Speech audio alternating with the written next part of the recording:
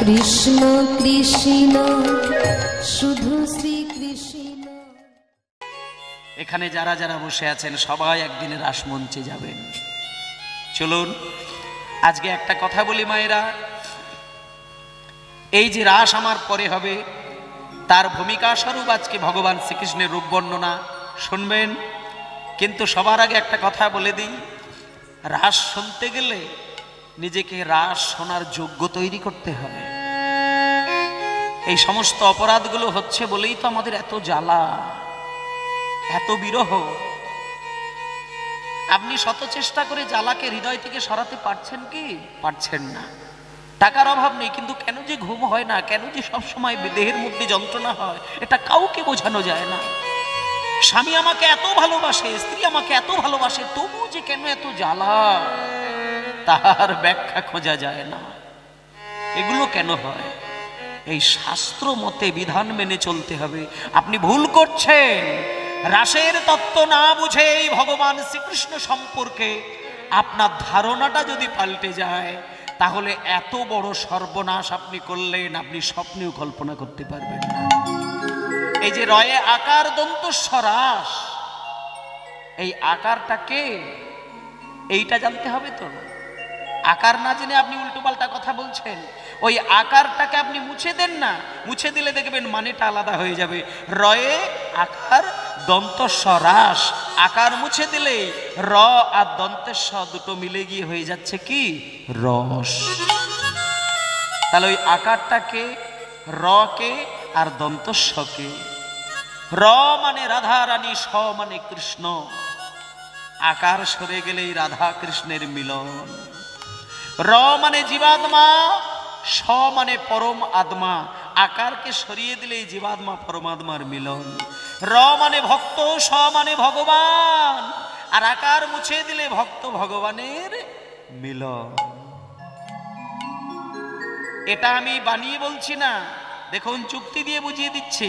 রয়াকার দন্তেস্ব রাস হয়ে যাচ্ছে, আর রাস কথাটাকে আমার সঙ্গে বারে বারে আপনারা বলুন, দেখবেন আপনারা উত্তরটা পেয়ে যাবেন। ওমা আপনি একবার শুধু বলবেন, মানে কয়েকবার শুধু বলবেন রাস রাস রাস রাস রাস, এইভাবে কয়েকবার আমার সঙ্গে বলুন একবার দেখি। আমার সম্প্রদায় বলবে, আপনারাও বলবেন, সবাই বলুন। বলুন মায়েরা, রাস রাস রাস রাস রাস রাস রাস সরা সরা সরা সরা সরা। বলে রাসলীলা শুনবি? আগে সরা সরা, আগে সরা। হরি বল হরি বল। আগে সরা সরা, আগে সরা। এই মনের মাঝে যত কালিমা, সরা সরা, আগে সরা। মনের মাঝে যত কালিমা, সরা সরা, আগে সরা। এই মনের মাঝে যত কালিমা আছে, সরা সরা, আগে সরা। মনের মাঝে আছে যত কালিমা, সরা সরা, আগে সরা। এই দেখলেন তোমার, রাস শুনতে গেলে মনের কালি দূর করতে হবে। ওই জন্য রাস শুনতে হয় গভীর রাত্রিতে। এখানে গভীর রাত বলতে কি? একেবারে মাঝ রাত, গভীর রাত। গভীর রাত্রিতে কোনো চঞ্চল পরিবেশ থাকে না। আর এইখানে গভীর বলতে আপনার সাধনার গভীর জায়গা। আপনি সাধনাটাকে যখন আপনি গভীরে প্রবেশ করিয়ে নিয়েছেন, যখন আপনি কৃষ্ণ বস্তুটাকে জানলেন, যখন আপনি রাধা তত্ত্বটাকে উপলব্ধি করতে পারলেন, যখন রাধা কৃষ্ণের মিলন কাকে বলে আপনি বুঝতে পারলেন, সেই দিন যেদিন কি রাস শুনবেন, সেদিন রাধা কৃষ্ণের কথা শুনতে গিয়ে হা কৃষ্ণ বলে আছাড় খেয়ে অজ্ঞান হয়ে যাবে। এগুলো সত্যি ঘটনা। রাসে কি হাসতে হাসতে নাচবে? রাসের কথা শুনলে মানুষ পাগল হয়ে যাবে। এখানে আপনারা বসে আছেন, একদিন আপনাদেরও জীবনে রাসলীলা হবে, যেদিন আপনি কারোর সঙ্গে কথা বলার সময় পাবেন না, আপনাকে নীরব হয়ে রাস মঞ্চে গিয়ে বসে থাকতে হবে। কিন্তু আপনার সামনে আপনার ভালোবাসার মানুষগুলো কিন্তু সেদিন কাঁদবে। আপনার অন্তরের প্রিয়জন আপনার মাথায় হাত বুলাতে বুলাতে কাঁদবে, চোখের জলটা এসে দুম করে আপনার মাথার উপরে পড়বে, নাতি নাতনি চরণ ধরে কাঁদবে, কিন্তু কারোর চোখের জলে সেদিন আপনার হৃদয়ও গলবে না, চরণও সেদিন টলবে না। সেদিন হলো আপনার মায়ার জগতের শেষ। ওই জন্য আকারটি হচ্ছে মা, আকার হচ্ছে মহামায়া। র দন্তের সমানে রাধা কৃষ্ণ, মাঝখানে ওই আকারটা কেউ নয়, আকার হচ্ছে জগৎ জননী মা মহামায়া। ওই জন্য রাসে দেখবেন কৃষ্ণ গোপীদেরকে পাবার ক্ষমতা কিন্তু তৈরি করেনি। হোমা, কৃষ্ণ হতে পারে ভগবান, কিন্তু কৃষ্ণের ক্ষমতা নেই যে গোপীদেরকে এক ইঙ্গিতে কাছে ডাকবে। কৃষ্ণের ক্ষমতা হয়নি। কৃষ্ণের যদি ক্ষমতা হতো যে গোপীদেরকে এক ডাকে ডাকবে, তাহলে আপনাদেরকে বলে দিই, ভাগবত যদি কারোর বাড়িতে থাকে, ভাগবত যদি থাকে, ভাগবতের 10ম স্কন্ধটাকে খুলবেন, সেইখানে দেখবেন 29 থেকে 33, 29, 30, 31, 32, 33 এই যে কটি অধ্যায় আছে, প্রত্যেকটি অধ্যায় দেখবেন ভগবান কৃষ্ণের রাসলীলার শ্লোকের ব্যাখ্যা দেওয়া রয়েছে। এইবার বলি, এই যে এতগুলো শ্লোক দিয়ে ভগবান রাসের তত্ত্বগুলো দেখানো হয়েছে, 1 নম্বর শ্লোকটা কি আছে জানেন? সবার আগে প্রথম শ্লোকটা কি আছে? 29 অধ্যায়ের একেবারে ফার্স্ট শ্লোক, প্রথম শ্লোক, এইটা শুনলেই আপনার পরিষ্কার হয়ে যাবে।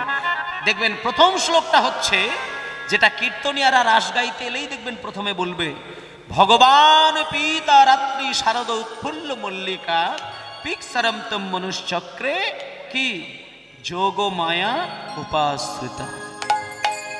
এটা করে না? হবে। মানে কৃষ্ণ কি বলছেন কথাটা, এটা কীর্তনিয়ারা সুরের মধ্যে বলে, ভগবান, আমি তালে করবো না, সুরে বলে দিচ্ছি, দেখুন, ভগবান পিতা রাত্রি শারদ উৎফুল্ল মল্লিকা পিকসরম তম মনুষ্যক্রে যোগ মায়া উপাশ্রিতা।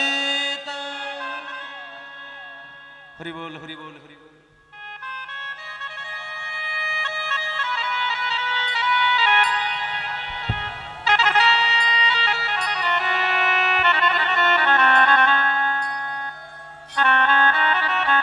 নিতাই গৌর প্রেমানন্দে, হরি বল, হরি বল, হরি বল। একেবারে সঠিক সিদ্ধান্ত দিয়ে কীর্তন শুনতে হবে। মায়েরা, এখানে আমার যারা ঠাকুরমার দল আছেন তাদেরকেও বলছি, মানে কোনো জড়তা থাকবে না, যতটা পারবেন একেবারে সহজ সরল করে কীর্তন শুনবেন। মানে কীর্তনটা যদি সুন্দর করে বোঝা যায়, তাহলে দেখবেন ভাবটা আরো তাড়াতাড়ি এসে যাবে। যদি জড়তা থাকে তাহলে ভাব আসবে না, একেবারে সোজা সাপটা উত্তর হবে। তাহলে আকারটা হচ্ছে কি না মহামায়া। কৃষ্ণ গোপীদেরকে ডাকতে গিয়ে যোগমায়াকে স্মরণ নিলেন।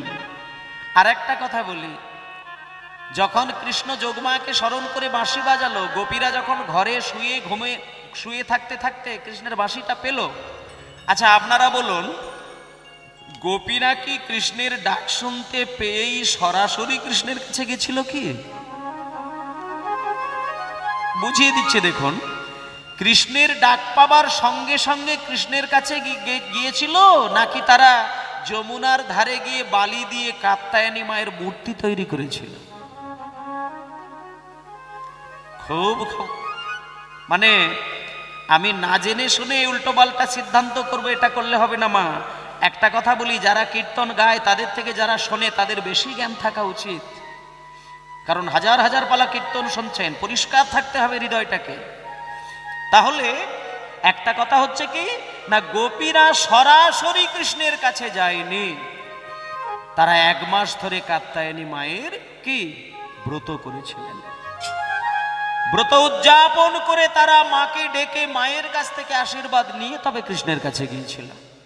তাই চলুন আজকে একটুখানি আমরাও এইখানে, যেহেতু আমার পরেই রাস হবে, সেই ক্ষেত্রে ভগবান কৃষ্ণকে পাওয়ার জন্যই তো আজকে আমরা এই জায়গায় বসেছি আজকে। সেজন্য যাতে করে ভগবানকে পাওয়াটা সহজ হবে, সেই পথটা পরিষ্কার করার জন্য ওই যে র আর দন্তস্বর মাঝখানে যে পর্দাটা আছে ওটা সরাতে হবে। তবে ওটা সরাতে গেলে এত সহজে সরানো যাবে না, ওটা জগৎ জননী মহামায়াকে ডাকতে হবে। সে দয়া করে যদি সরে দাঁড়ায় তবে সরবে, আপনি হাত দিয়ে সরাতে পারবেন না। চলুন একটুখানি সবাই মিলে হাত জোড় করে বসুন, আমরা একটু মহামায়ার স্মরণ নেব। ও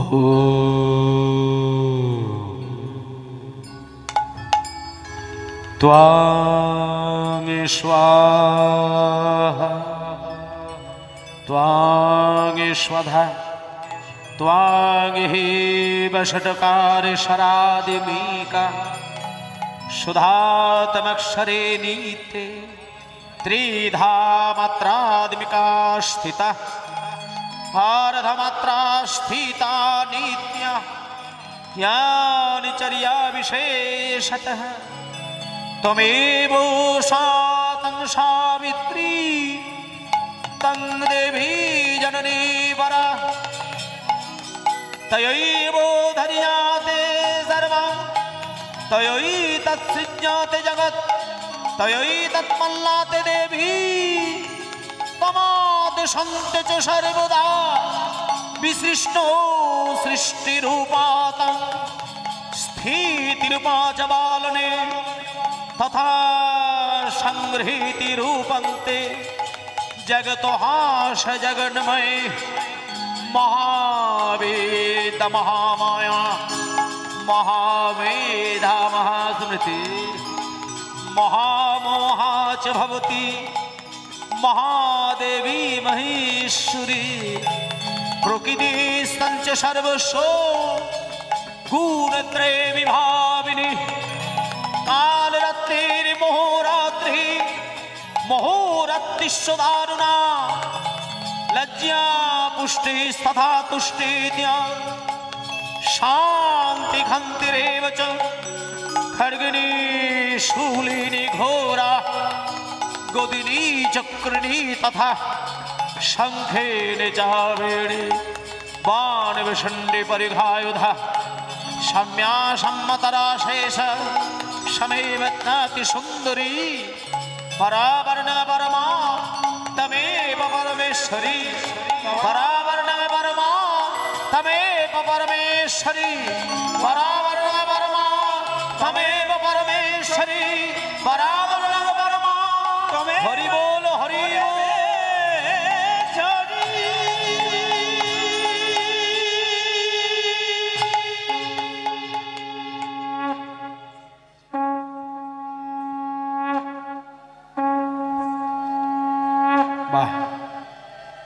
হরে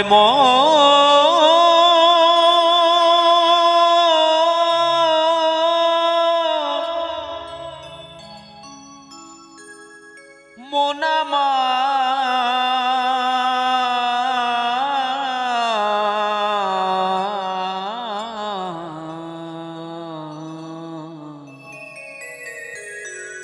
ওরে মোনামার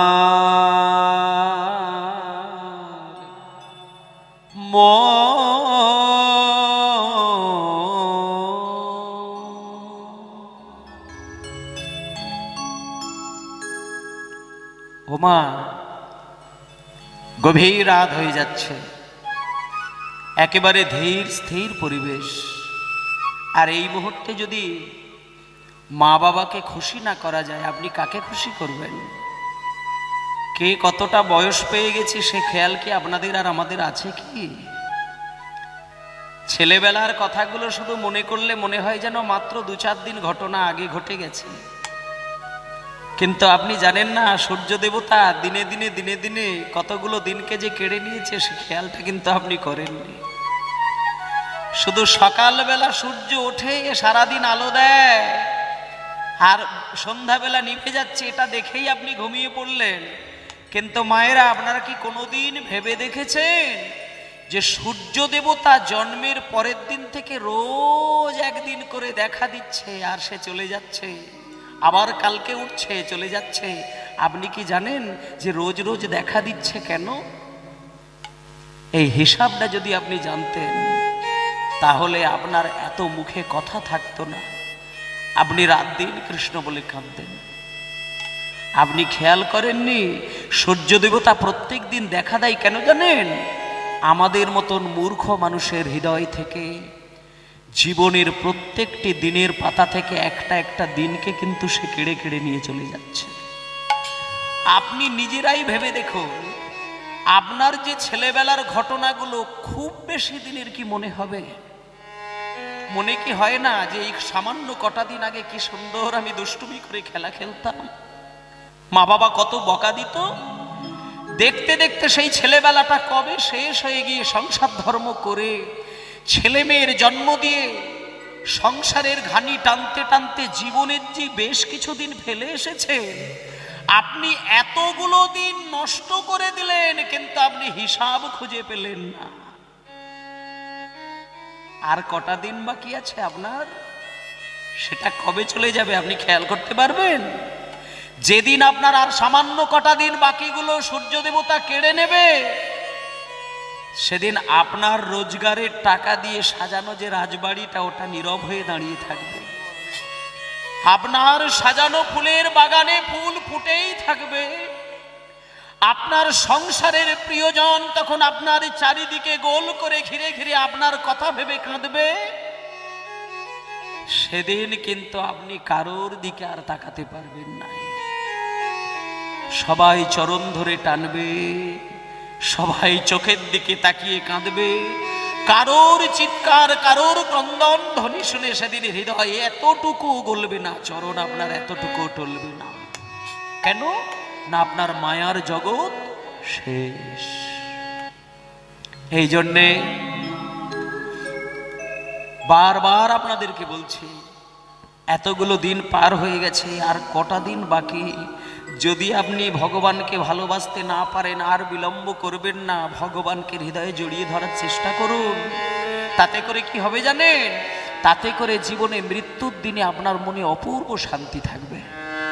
তাই জন্য মাগো, যেহেতু একটুখানি মায়ের আমরা স্তব শুনলাম জগৎজননীকে এইখানে ডাকার জন্য, ছোট্ট করে একটা মায়ের গান শুনবো। যে গানটি মায়ের শুনবো, এই গানটা শুনলে আপনি বুঝতে পারবেন সারা জীবন কীর্তন শোনার কোনো দরকার হবে না। আপনি জানবেন কীর্তন শুনে মানুষের আসল কর্মটা কি। ভুলো না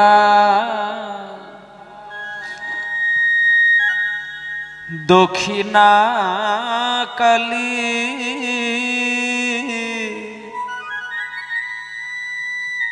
বদ্ধ হয়ে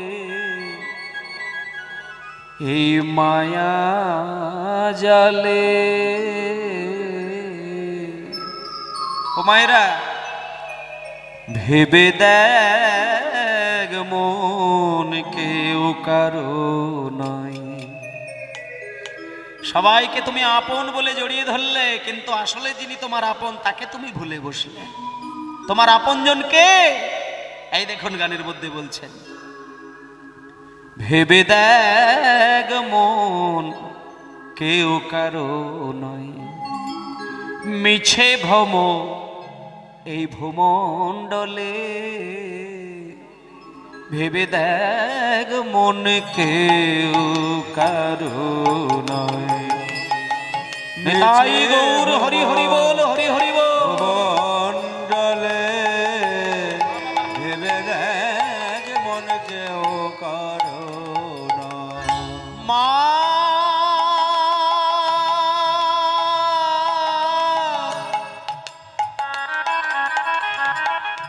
মা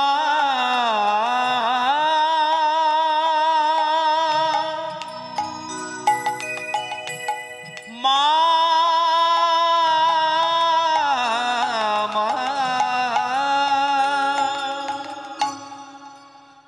এই মামা করে ডাকাটা সবাই পছন্দ করে না। অনেক ছেলে আছে যারা মাকে ডাকতেই ভুলে যায়, সারা জীবন মায়ের খোঁজ নিতেই ভুলে যায়। আমার নিজের একটা খুব দুঃখের ঘটনা বলি মায়েরা, একটুখানি এসব গল্পগুলো অবশ্য শোনার দরকার আছে, কারণ বর্তমান সমাজে যারা মা বাবার আসনে বসে আছেন না, তাদের মনের ভেতরটা আগুন জ্বলছে, আগুন জ্বলছে। আপনারা নিজেরাই গিয়েছেন, নিজেরাই গিয়ে দেখে আসবেন, সত্য ঘটনা আমি বলে দিচ্ছি। হাওড়া স্টেশনের পাশে সাঁতরাগাছি স্টেশন আছে, অনেকেই জানেন অনেকেই জানেন না। আমার কথা শুনে দেখে আসবেন আপনারা, আমি প্র্যাকটিক্যাল দেখে এসেছি, ব্যথাটা বোঝানোর জন্য, আপনাদেরকে বলার জন্য। সাঁতরাগাছি স্টেশনের কাছে একটা বৃদ্ধাশ্রম আছে, সেইখানে গিয়ে দেখলাম আপনাদের মতো শত শত মা বাবা বসে বসে কত কান্নাকাটি করছে। বৃদ্ধাশ্রমে মা বাবারা বসে বসে হাসার জন্য কি আর যায়? শুধু সময় গুনতে থাকে, কবে পচা দেহ পচে যাবে, গোবিন্দের চরণ পাবো। কত মা বাবা বসে বসে কাঁদছে, কিন্তু একজন মাকে দেখে প্রচন্ড আমরা ব্যথা পেয়েছিলাম। একেবারে শেষের দিকে একজন বৃদ্ধা মা জননী, ওনার কাছে গিয়ে আমি প্রশ্ন করেছিলাম, মা আপনার বয়স কত হবে? মা জননী বললেন 86 বছর বয়স। আমি বললাম সন্তানাদি হয়নি? আছাড় খেয়ে কান্না শুরু করে দিলে। বলে বাবা তোমার মতো আমার তিনটে সন্তান, 3টে ছেলেকেই আমি আমার গর্ভে ধরেছিলাম, 3টেকেই আমি আমার নিজের জীবন যৌবন শেষ করে দিয়ে, সংসারের লক্ষ্য কাজকর্ম সেরে দিয়ে 3টে ছেলেকে আমি উচ্চ শিক্ষিত করে ভদ্র অফিসার বানিয়ে দিলাম। আমার বড় ছেলে সরকারি চাকরি করে, মেজো ছেলে বিরাট বড় ব্যবসা করে, ছোট ছেলেও চাকরি করে। মায়ের দুঃখটা হচ্ছে কোথায়, যে আমার স্বামী বড় রেলে চাকরি করতেন, একজন রেলের বড় অফিসার ছিলেন। মা কান্নায় বুক ফেটে যাচ্ছে। যতদিন স্বামী বেঁচে ছিল ততদিন আমি স্বামীর সংসারের রানীর মতো ঘোরাফেরা করতাম, আমাকে ওই বাড়িটা রানীর মতো শোভা পেত।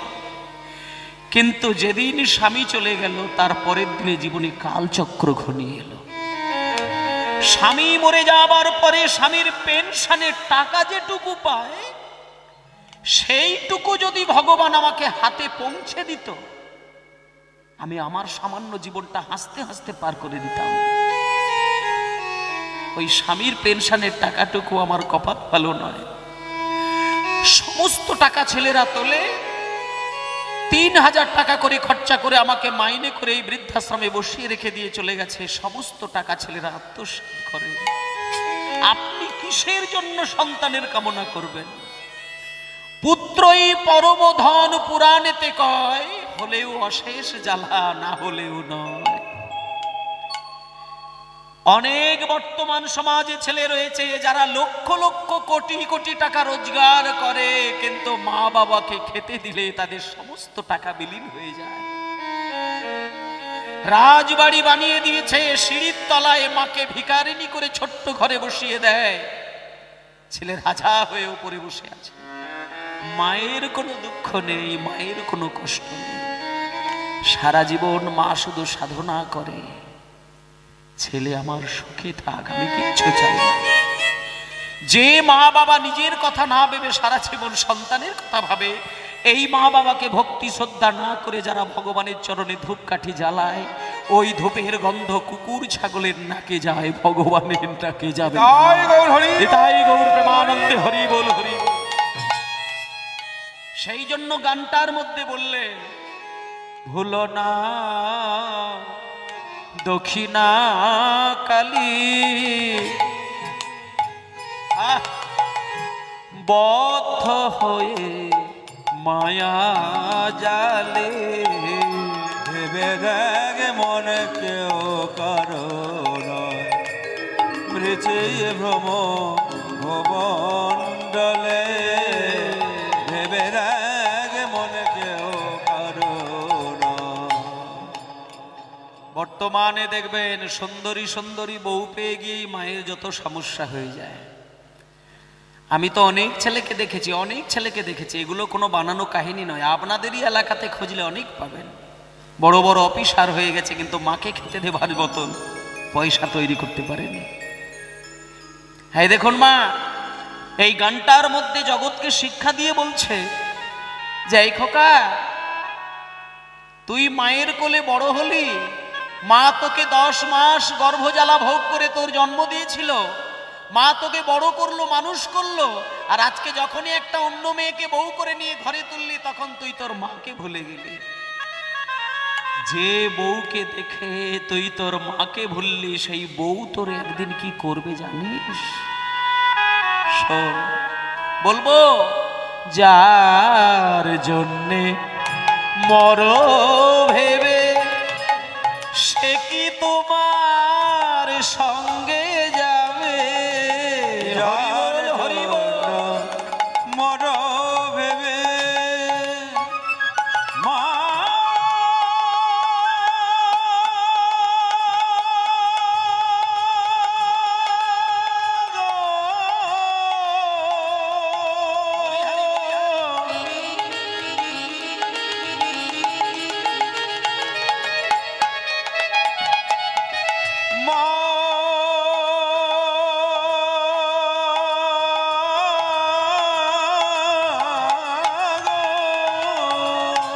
যার জন্যে মর ভেবে সে কি তোমার সঙ্গে যাবে?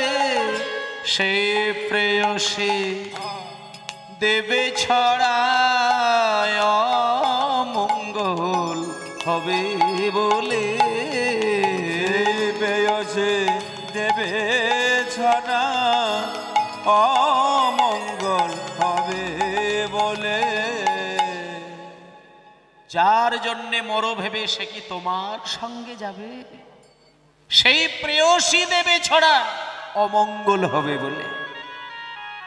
স্বামী মরে গেলে বউ যতই স্বামীকে ভালোবাসুক, সারা জীবন তো আর আগলে ধরে কাঁদবে না।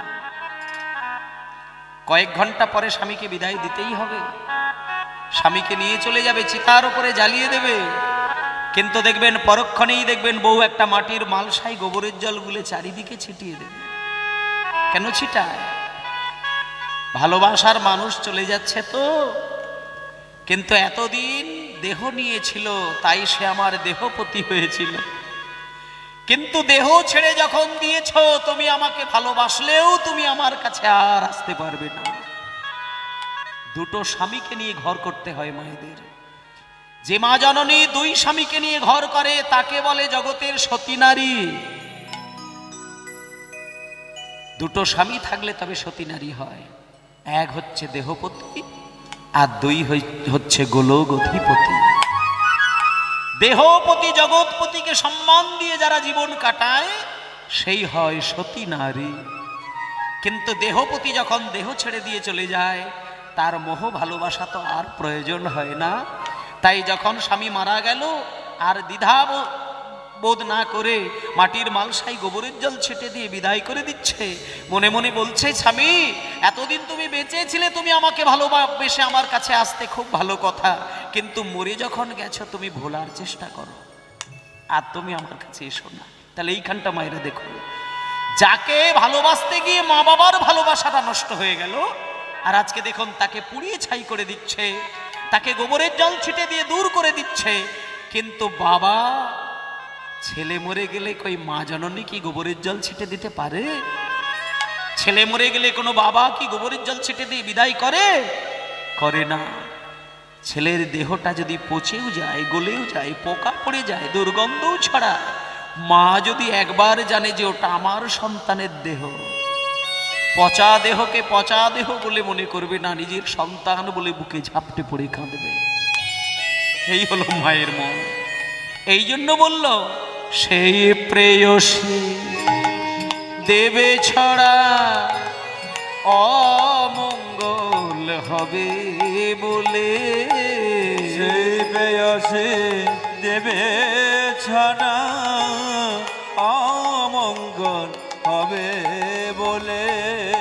ভেবে দেখ মন কেউ কারো নাই, মিছে ভ্রম ভূমণ্ডলে। ভেবে দেখ মন কেউ কারো